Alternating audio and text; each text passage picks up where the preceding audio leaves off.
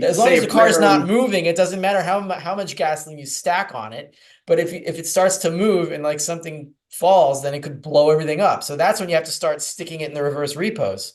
I think that's what happened. start a bank. Buy Wells Fargo, Wells Fargo's could collapse, buy that shell. All you need is the building and the vault and start the first national bank of whatever, wherever you live. There's a bomb on a bus. Once the bus goes 50 miles an hour, the bomb is armed. If it drops below 50, it blows up. Hey guys, Phil's back on the Endgame Investor. This is Phil Lowe. He has a YouTube, no, not a YouTube channel. He has a Rumble channel, which we will put the link in the description below, and it is very good. It's sort of an extension of my show, but Phil's his own man, so it's not really. But if you want to understand what I'm talking about, even if I want to understand what I'm talking about, I usually turn to Phil to ask him what I'm talking about because sometimes I get lost in my own head.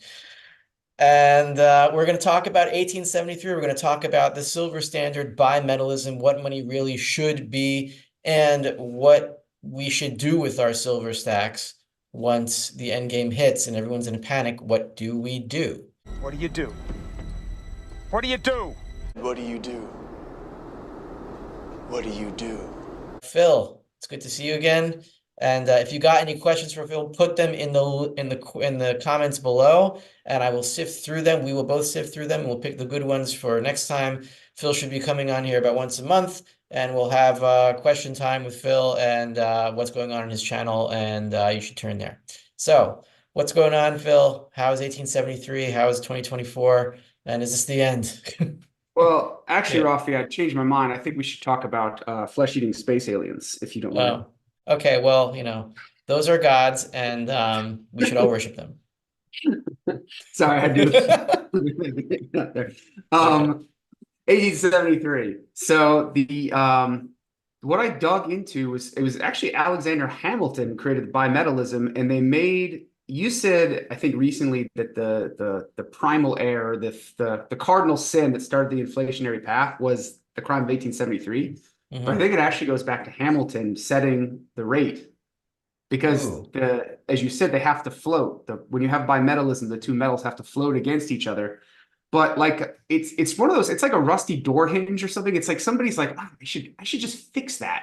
Right? It looks so Mhm. simple. If it's 16.1 ounces of silver to the dollar, and then next week it's 15.75. And you're like, we can't work with this. We have to just fix, we'll just peg it and fix it. But of Right. course that causes the one will leave the system and one will dominate the system. It's what, the Gresham's law, right? The sheep drives out the deer. Right. Um, so and so even people that we would think, Alexander Hamilton. I don't know if you think he's a good guy or not. I'm agnostic No, on him. no, Yeah. he's not. Who shot Alexander Hamilton in that famous duel? Hello, for $10,000. Who shot... Excuse me?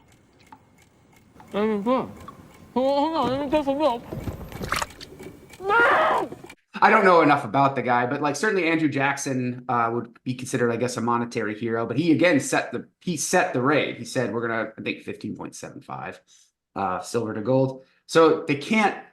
It's like the human drive is to not let that rate float. So they're always going to try and set it. You just And there's like people like you and me that'll say, no, you need to let it float. But most people, in fact, most business people probably want it set as well. Then you So that they can conduct trade very quickly without having to, back then it would be consulting, I guess, a book that comes out every week. Now it might be on the internet. So it might be faster, but you still got to look it up, right? So Hmm. if you're on a bimetallic standard and normally, 99% of the time you're gonna be working with silver, but let's say someone comes in with a fractional gold coin and wants to buy groceries, something like that. You got to look it up. We got to figure out how much silver you got to carve out to give them. It's going to be a pain in the butt. Okay, so Um, just to focus you for a okay. second, the reason that I said that the inflationary process began with taking the dollar off the bimetallic standard into the gold standard, whatever political reasons that they gave for going on the gold standard, that's all cover. I mean, for the same reasons that whatever they say is the reason for doing whatever policy they're doing now is, Oh yeah, let's of course. say, Yeah. let's say Medicare for all because we want everyone to be healthy, or certain medical interventions because we want to stop a pandemic. I mean, it's all nonsense. And the real reason why we went off the bimetallic standard to an exclusively gold standard is because, and I'm not even saying people did this or the people in charge did this consciously or even knew what they were doing. Maybe they even thought that they were doing something good and efficient. Yeah, that's But my point. yeah, the effect of it was, once you cannot centralize the silver supply because silver is everywhere. And in order to even to begin to have some semblance of control over a monetary system, you have to be able to centralize the money supply. And you can much more easily do that with gold and with silver because gold is a lot more scarce and you can put it all in one place, which is where it is in Fort Knox. It ended up being there. But you can't inflate unless you have a centralized supply somewhere. So taking the dollar off of silver and putting it exclusively on gold, first of all, transferred wealth from gold owners to silver, sorry, from silver owners to gold owners, and made the rich richer and the poor poorer, which is the effect of all these policies every time, including TARP bailouts, including the bank term money funding program, whatever the bailout is, it's all the same stuff. So there's no way you can have an inflationary system on a silver standard. But there is a way you can do it on a gold standard if you monopolize the gold supply and then start inflating off of it, which is what we have now. So something happened in 1873, and I wanted to share this this picture that I found. Somebody on Twitter pointed me to it. No, actually, it was a commenter on YouTube. So it's this. This is Williams Jennings Bryan, who I suspect was also something of a plant because he spoke in favor of the silver standard or a bimetallic standard without actually saying anything. I listened to that speech, the cross of Yeah, gold. it makes me want to tear my hair out because he's right, but he's not saying why, which makes me think that he was just a plant to sound like an idiot so people could vote against him and vote for a gold standard, obliquely. So this, it says, this is the cross of gold speech over here, and it's watermarked by the ratio 16-1. This is like it was like a holy chant or his campaign slogan. We want 16-1 silver. So this is what I say is that the end game, one of the bells ringing at the end game, there's going to be a lot of bells. One of those bells, one of the features of those bells is going to be a 15-1 gold to silver ratio, whether it's 16-1, 15-1, 15.5-1, whatever it is, it's going to be around there. And this again proves it. This is the natural monetary ratio. This is where we're going to return to. And one more table to show you a 300-year chart of the gold to silver ratio on Gold Charts R Us here. Do you see this chart? Yep. Yeah, okay. So it goes back to 1720. We have here, this little jiggles over here. This is why bimetallic standards do not work, because you always have a jiggle. And then when you have a set ratio between gold and silver, the overvalued metal goes out of stays in circulation, and the undervalued metal goes out of circulation, and then you have these problems, which is why bimetallism, it's much better than anything we have now, but it's not a good system in itself because it doesn't make sense. And then you see here 3 times, I've said this before, 3 times we've returned to a 15-1 ratio. Here in 1919, here in 1968, and here in 1980, and we're going to return to that ratio one last time. And that is when we need to start spending. Now, if you want to start talking about 1873 or what to spend silver on, it's up to you. But how do you want to go about this? Oh, no, yeah, I'm still going on 1873 and Okay, beyond. so what the hell happened? And what were the effects? And what were the lies being told? And what were actually, what did it do to the middle class people like us had we been alive then? All right. So the Williams Jennings Bryan speech, I see why people like it and say it's like a great speech because it's very passionate and emotional and stuff. You and I are like, well, he's not saying anything, but I don't think most normies care. Like it does. I don't think it. Like you and I are maybe driven a little crazy by it, but I think most normies are just they hear the passion and then they say, yeah, I have a bunch of silver that's not worth anything anymore. Come on, William Jennings Bryan, right? But obviously, he didn't get enough votes because he was never president, William Jennings Bryan. I think he ran 3 or 4 times. Yeah, he one time was close, and then one time was not so close, and then the other 2 was like, he was he was like Lyndon LaRouche kind of. So he ran. He wanted to bring the dollar back onto silver. Yes, or back onto silver at a 16-1. Yes, that was what he was trying to do. I would have voted for him. Gotten elected, would he have actually done that? I don't know. Who knows? That's Hmm. I don't know enough about the politics at the time to say like was he just campaigning? You know, because people campaign on this kind of stuff all the time, or was that actually his pure passion trying to do it? Maybe so. One thing I found out in my research was that there were other countries that were also on a silver standard. It was Latin America and India in particular. But the US was the only, industrialized nation that was still on a silver standard because all of Europe had gone to gold. So when the US abandoned the silver standard, went to gold, Latin America and India really got hit hard because they were trading in silver. And so silver, no industrialized power really had a strong demand for silver anymore. Hmm. So they were on, because if you look at the international trade, it has to be settled in the medium. And if you need gold as the medium, and you don't have gold, it suddenly becomes a lot tougher for you. Yeah. So yeah, that would suck. And so basically you had this situation where middle class people had all their silver and they weren't even given a window like FDR did when he Yeah, stole all the yeah. gold, and the FDR gave everyone a window like, hand in your gold and I will give you $21. And then after he was done, he raised it 35 and enriched himself. But you know.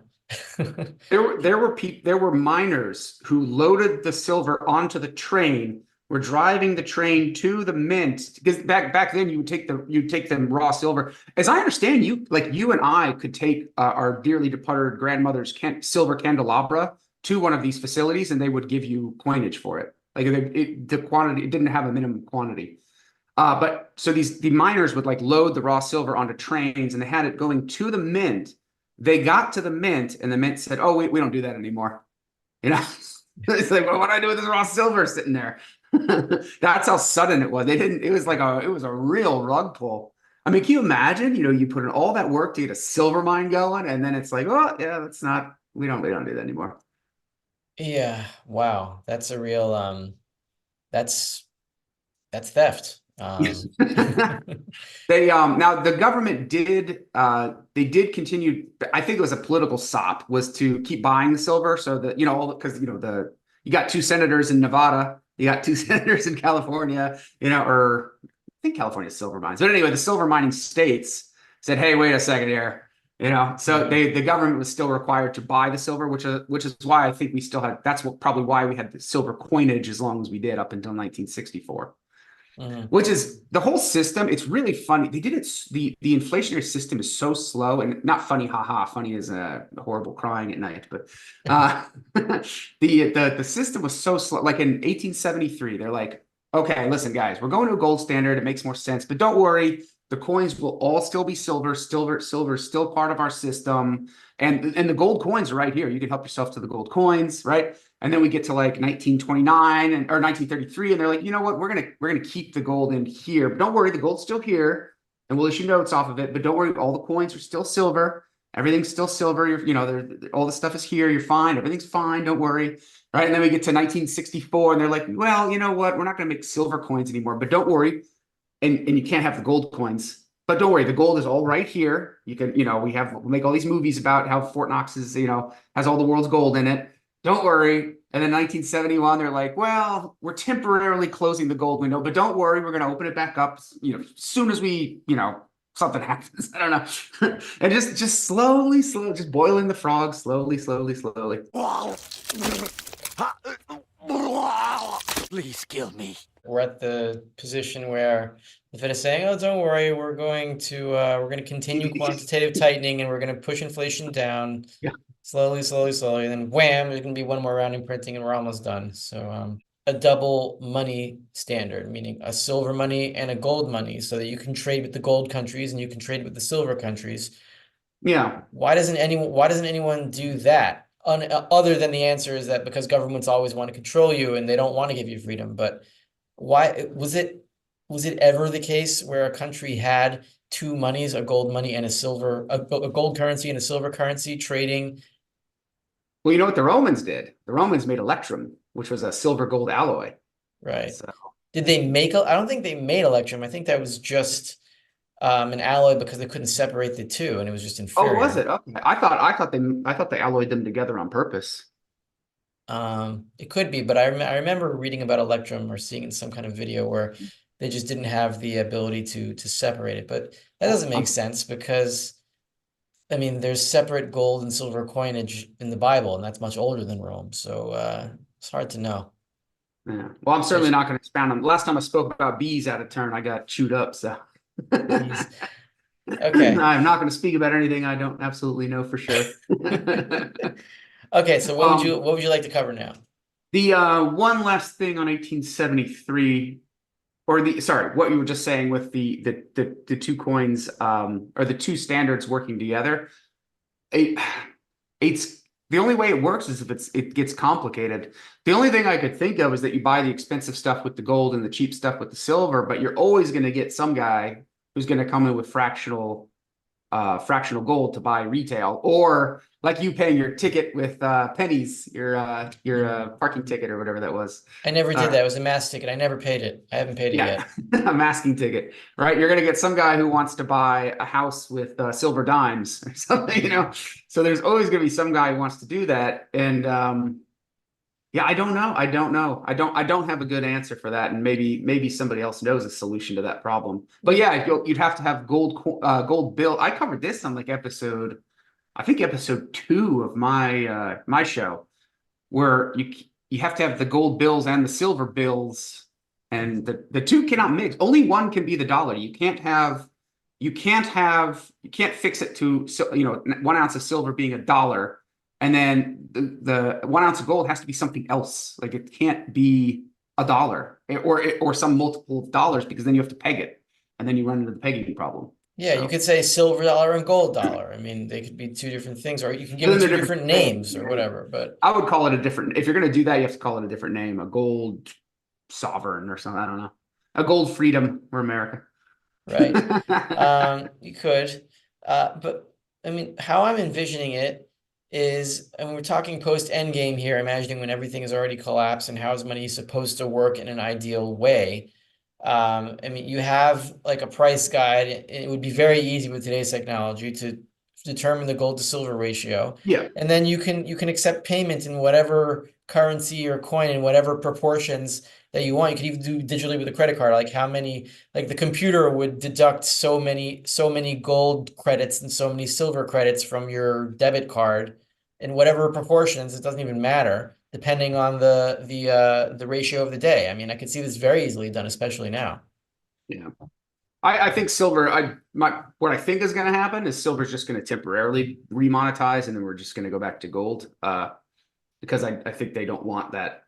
They want to inflate over it anyway. So I think they're going to try and get rid of silver again as fast as possible. But I could be wrong. I hope I'm wrong. I just don't know. I don't know. Yeah. I'd say that as long as there's a power vacuum and there is no like centralized power structure, which would be in the immediate aftermath of the end game for maybe a year. I mean, I don't know how long it's going to last, but however dominant silver is would be in proportion to how weak the government is. I mean, I think that's an accurate way to put it. And then, I think silver is anarchy's money. Yeah, that's fun. It's a good way. That's a really good way of putting it. The question of what is on the bottom of the pyramid, is it silver or is it gold? I've come to the conclusion it's got to be silver. Silver's got to be underneath gold in the pyramid. First of all, for temporal reasons, because silver came first as a money, and then gold later. I think Daniel Oliver talks about the early days when gold really started being mined in sufficient quantities. There'd be a silver mine or a bunch of silver from a silver mine, and they dump it on the market, and the price of silver wouldn't change that much. But at the beginning, when silver started to come in, they would dump a little bit of silver on the market from this new mine, and the price of gold would just like really change relative to silver very quickly, because it was a relatively new metal. So really, the first money is silver, and then it's gold. So in the end game, when everything has fallen over, that's when you get back to 15 to 1. You get back to the real base of the pyramid, which is silver. What happens then? I hope there's a way that we can figure out how to stay on it. Because that would be the best way to clip the government's power for as long as possible. As long as you stay on a silver money, you can really decentralize their power, because that decentralizes money to the best extent possible. Do you think there's enough liberty-minded people to make that happen? I think we have a chance of, if the liberty-minded people are the stackers now, Yeah. and we have the money and the power after this end game takes its course, and then, which is why I would much rather, it's good for anyone to stack, but who I really would really like to have the most metal are the liberty-minded people that also have a knowledge of Austrian monetary economics, that would understand how to put together a monetary system that is the most resistant to tyranny. Yeah. Sort of like the founding fathers, they just happen to be moral deists, most of them not, including Hamilton, that bastard, but most of them just happen to be good, and I think that was just a historical accident. But in this sense, it could be more than just an accident. If the Austrians really stack and they've got the money, we can put up a fight, or we can make an enclave or some kind of voluntary monetary system between us, that is silver dominated. My big worry is this is going to turn into like Bolshevism on the other side. You know, when it all goes to hell, you know, and people like you and me are running out and buying houses by the dozens or whatever, you know, the politician's going to say, see those greedy bastards over there? They're the ones, you know, they have all the money. They took it from you somehow, right? It's not, I didn't take it from you. They took it from you. I don't know why my cameras keeps going in and out. But you know, the extreme sudden poverty is ripe ground for you know, Bolshevism and just chaos. So I am worried about that, but I'm hoping we get the silver out fast enough that people reorder themselves quickly. You had a question from a viewer about, let's say the end game hits, and then what are we supposed to do with our silver? Like, what's the most important thing to do? The important thing to understand this is I'm going to use an analogy here. So imagine you live in North Florida or even South. You lived in Miami, right? Yeah. Okay. Imagine a freak of nature occurs, and you know, this Arctic wind down from Canada blasts Miami with 1.5 feet of snow.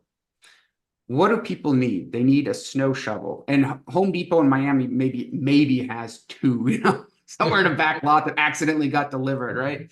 Right. So the price of snow shovels suddenly, you know, blows up, and there might be a few like snowbirds who moved down from New York who, you know, accidentally packed their snow shovel. That thing's suddenly worth, you know, $200 or something, right? You can auction it to the highest bidder, but after this, you know, after a couple days or weeks or whatever, when the snow melts again, it goes back to its natural price. You can think of this like a financial snowstorm, right? The money derivatives are going to be revealed to be worthless, and people are going to need money to trade. So the holders of money, the value of that money is going to peak far, far, far beyond its normal purchasing power, its normal monetary purchasing power. Yes. So think of yourself as having a snow shovel, and you're in the parking lot of the Home Depot, and the people come out, and you go, psst, psst, I got a snow shovel in my car. You know, do you want to do a deal on it or not, right? So you can, you know, you at that point want to get your money out and turn it into hard assets as fast as possible. You can keep it, and it will still have value when the things calm down. But you're probably never going to see a peak like this again in our lives. This is a once in a lifetime event. I hope it's a once in a lifetime event. Yeah, I don't want to go through it again. Actually, for people born in 1900, you know, it was 3 times in a lifetime. Actually, you know, the 1900, and then they went through it in 1919. They went through it in 1968. They went through it in 1980. It happened 3 times. But they weren't. This one looks like it's going to be big. Yeah, this one's going to be a lot worse.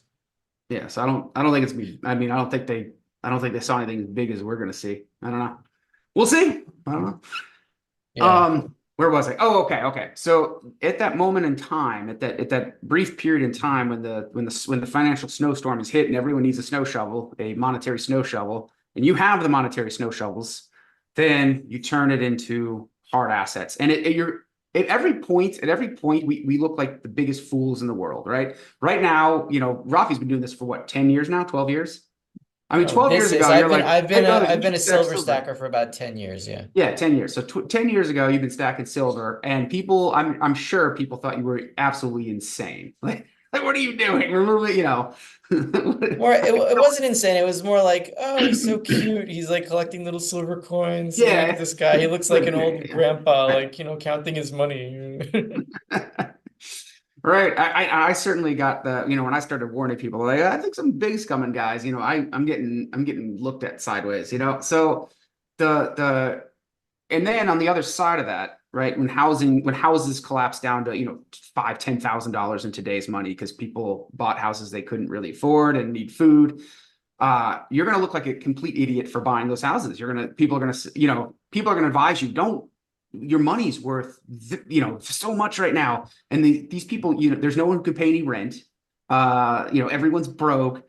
You're going to have to maintain these houses. Right? There's going to be all this advice for you not to buy these things. Mhm. And it might even seem sound and rational. In fact, it would probably be very scary. We're going to be into uncharted territory here. But what I would say, you don't necessarily have to buy houses, but I'm saying buy hard assets, right? During that period, buy the hard assets you think will do well on the other side. You'll be fine, I'm sure. I mean, it'll be worth something. So what you want to hit is the stuff that got overly inflated, I would think. Like what? An office building. I mean, Yeah. if you want to try and get unbelievably, unbelievably wealthy, I'm not saying it's guaranteed going to happen, but you should be able to, 10 ounces of gold should buy you a skyscraper. $1. Sold for $1. Cool. What'd I buy?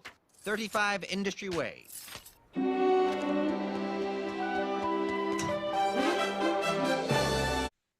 Yeah, that's It might true. be on And then fire. Like I you'd said own a before, it might be on skyscraper fire. like in the middle of a zombie apocalypse. Yeah, you're gonna own a And skyscraper in the zombie apocalypse. But that's the point. Can you see into the future and say, okay, things are gonna calm down. We're not gonna be eating each other's brains forever. The brain's the best part. The part that makes me feel human again. Right? This is a great time to get a skyscraper, and then I can own it. And then when things calm down, then I can do it. Or maybe buy some acreage and, buy some real estate in Manhattan because it will be, cheaper than you can ever do it. Even if the building burns down, you still have the rights to the land underneath it. oh, right. Okay, that's true. Yeah. So then maybe combine these. I mean, I'm just shooting off the top of my head, but like, Sure. so we have office buildings on one hand, basic necessities on the other hand. You said farmland's not that inflated, but I would say it's more important to own a way to produce food than it is to own an office building. But you'd get the office building at a much better price. Precisely for the reasons that you'd have to deal with the zombie apocalypse ongoing, which would be less of an issue with farmland. That smells great. Because the when zombies are in unemployment's the 50%, unemployment rate's 50%, and people are looting things for the copper piping, and that's why the building is this cheap. That's why you can afford the office building. But yeah, you can maybe start a local business in your area, find out, people are going to need, I think I was talking about shoes a previous episode, and then somebody in the comments was like, Americans make shoes. We don't make, how many people in America? 350 million? So we probably need 800 million shoes a year, I'm going to guess, right? We don't make anything close to 800 million shoes. So we're probably going to need a shoe factory. If you want to get on the ground floor, start a small shoe factory locally, and then maybe it'll grow and you'll be the next Adidas. It's personal safety as well. You want to get the money out as fast as possible. Like just get it out, turn it into real estate. Yeah. I mean, I think you used this analogy also, that the lack of safety in an endgame world would be proportional to how concentrated the gold and silver supplies actually are. Absolutely. The fewer people that have any money, the more dangerous it's going to be, because the more impoverished most of the planet is going to be and the more desperate. If theoretically everyone just bought like 1 ounce of gold or 50 ounces of silver today and everyone had that, there'd be no end game. Yeah. It'd be very, I mean, yeah, we'd have to reorder ourselves because we're not, we're making the shoes are being made in Indonesia instead of locally. But yeah, it'd be much more orderly and much less chaotic. Absolutely. Okay, so yeah, you would have to restructure the economy. That would take some time, but it would be a lot. Yeah, it'd be a lot easier. Right. Yeah. Okay. But then again, so that itself, that's very optimistic in itself, because that shows that the insane prices of gold and silver once the end game hits, is going to encourage the distribution of gold and silver in the fastest way possible.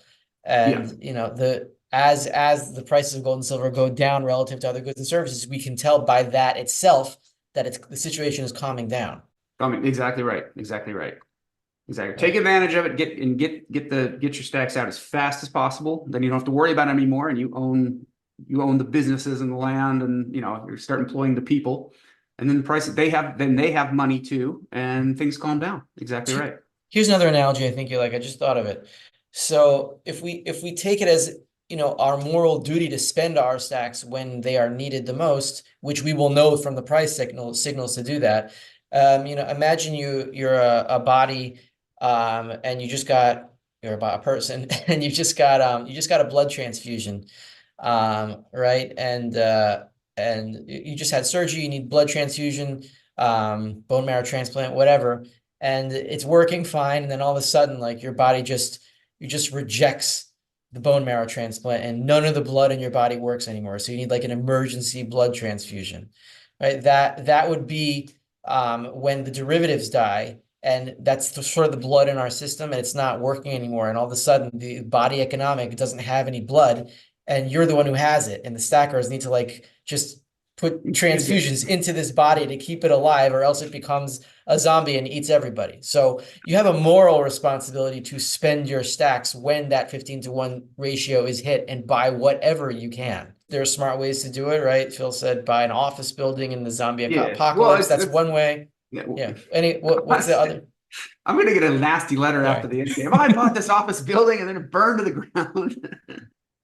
ground.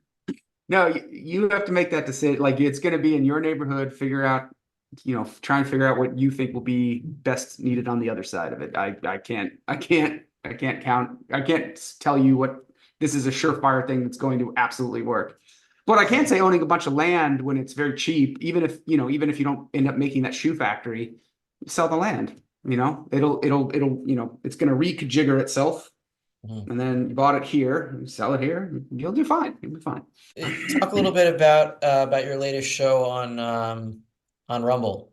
Oh, sure. So what I wanted to do, I actually got a lot of positive feedback about it. I realized that people like yourself and others were talking about reverse repos, and they were speaking at a fairly high level about it. And I realized a normie's eyes are probably glazing over. So I took reverse repos and like simplified it down as much as I possibly could, just saying it's just a shed full of dollars. They printed too many dollars. They didn't know what to do with them, so they stuffed them in a shed, and now they're pulling them out as they need them, and they're running out of dollars to pull out.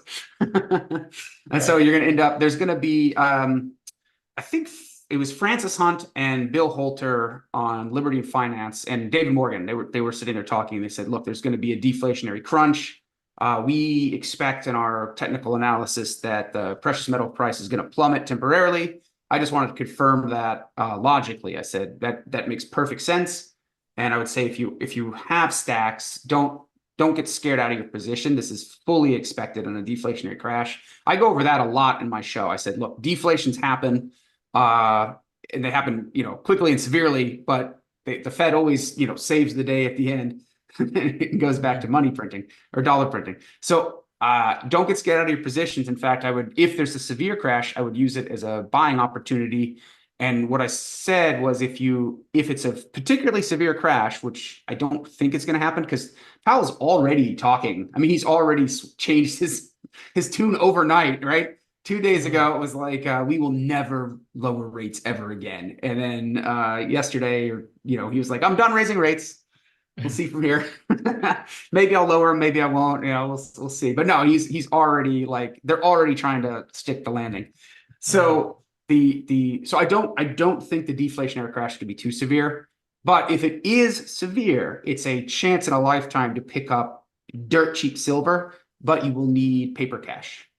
When is the point at which the dollar, like, how quick is it where the dollars don't work? And so he's like, yeah, you followed this guru's advice, and you're actually outperforming the stock market in the hyperinflation. But like, there's gonna be a point where like you can't redeem it because you're not gonna be able to get anything with it. So I caution anyone. Maybe I should. I don't know if I should name. Do you want me to name names or not with who I'm thinking of? You can. Okay, I don't think we're Heresy saying anything Financial. bad about anyone. We're just Sure, Heresy disagreeing. Financial is the guy I'm thinking of. Okay. His service. He's offering a similar service to Rafi's, but his service is, take my course and you will understand how to navigate the waves of economics navigate the stock market waves during the hyperinflation and deflationary crash. He's calling for very Yeah, I don't simple think that's things. possible. I don't think it's possible either. I really don't. I advise against. I mean, I like the guy. He's smart. It's not that I don't like him or I don't watch a show or I think he's a quack. But I don't. I think he has a fundamental flaw in his theory. I think it's impossible. Like that point, there will be a point where you cannot redeem. You can't sell your stocks to get Look, gold. I don't. So my answer to that, first of all, yeah, just to explain how the endgame investor is different from that. What I'm trying to do is to get people to intellectually and emotionally understand what the inflationary system is to the point where when this happens, they're not going to freak out and they know what to do. Not necessarily to accumulate more dollars based on timing the exact shifts of the pyramid as it collapses. I just step down. I'm dodging the bricks as they fall. Yeah. Take my course in brick dodging. Yeah, it's about being comfortable with stepping down from the pyramid, and then on the day that it falls, then you can just calmly walk over to the broken pieces and pick things up really cheap. And then you can connect to other people and say, "Oh, I got this brick over here. You want to put it with mine, and then we can build something." Yeah, and then we can figure out how to build it together. But like to be emotionally content with just stepping down and not saying, "Oh my God, it's getting so high and I'm missing it all. What a view from up there." Like, no, just like stop looking. Do your portfolio, I don't engage in your mining portfolio. Does it, you don't change you don't trade a lot, right? You're more of an invest. I trade in a very minimal way. Like if I see that, gold went up, like, or gold stocks went up 10-20% from my positions, and I see the money supply falling, I'm just saying theoretically, then yeah, I would sell a little bit of it just to be part of the game because that's what people expect. But that's not really what I'm here to do. It's not my forte, but I do enjoy being part of the game. And Yeah, of course. if you're at the bar, take a drink, just don't go crazy. Enjoy like your favorite cocktail once in a while, but realize that you're the anthropologist here and you're not partying with the rave. Yeah, that's what I would, if for any of your viewers, I would say I would avoid anyone trying to tell you that their course can somehow get you through this intact. Like the only way to get through this game intact is not to play it, and to get out of the system is to stack. Yeah, It's that simple. You said how fast could it happen? Well, I don't know, but I think it's going to be faster than any time, any other previous hyperinflation in history. Because how fast was the repocalypse when rates went to 10%? That took like 3 days, right? When the repo rate started to rise in mid-September 2019, and then all of a sudden, wham, it's up to like 10%. That was very quick. So how could that theoretically happen to the dollar and its purchasing power? Well, we saw what happened in the nickel Armageddon, right? When nickel, it was March 7th, 2022, when nickel, and by extension every metal, even gold and silver, they all went to like these weird peaks because there was some kind of problem in the derivative market in nickel because some nickel guy decided to short a whole bunch of stuff that he got margin called on. So you could have a situation where all derivatives just suddenly spike to crazy levels, and that immediately impacts the purchasing power of the dollar. Like maybe not overnight, maybe in a week, maybe 2 weeks, something like that. How fast could you possibly move from the futures market to the retail market? I don't know, but it's going to be fast. It's going to be fast, and when people realize it, there's not going to be time. So you don't want to say, I think it's now, so I'm going to buy everything now. That's not going to work. You have to stack slowly and steadily. Definitely don't do that. That's the part, because I have a lot of people in my circles that are on the margin. Maybe I can convince them to get a little bit, but they're That's not enough. A little bit is enough. It's true, but it's like I wish there was more time to say, see, I'm right, do it now. But I think you're probably right. There's not going to be a lot of time between when the market reveals the value of precious metals. It's going to be intense. Yeah, if we see we could be getting really close to it. I don't know. I don't know But either. if we see, for example, if reverse repos go to zero, and then in the next few days we see these rumblings in the SOFR and the secured overnight financing rate, and that's the opposite of repo. That's reverse repo is when people give cash to the Fed and the Fed gives you treasuries. Repo is when you give treasuries to either a bank or the Fed and they give you cash.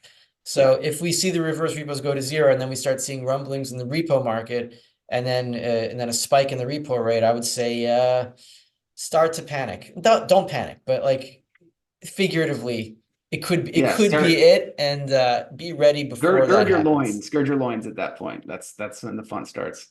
Let me ask you this: are there any other possible facilities where dollars could be jammed into that we don't know about? I don't know. It could I don't be. think so. I guess yeah. That's what I said.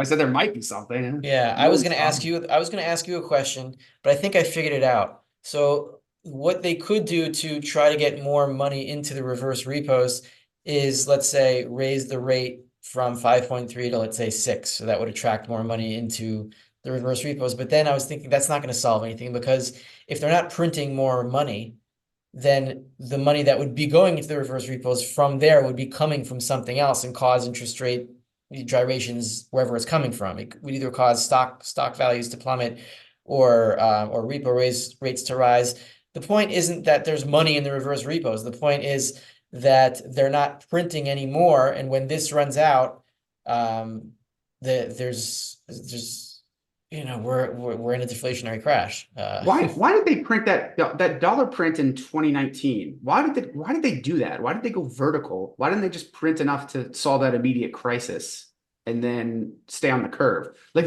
so if you see the M2 curve, it does this and then there's a boop and well, the vertical part of the M2 curve was for the lockdowns. That was the March 2020 lockdowns. Okay. The 2019 move was a pretty great. It was by comparison very gradual.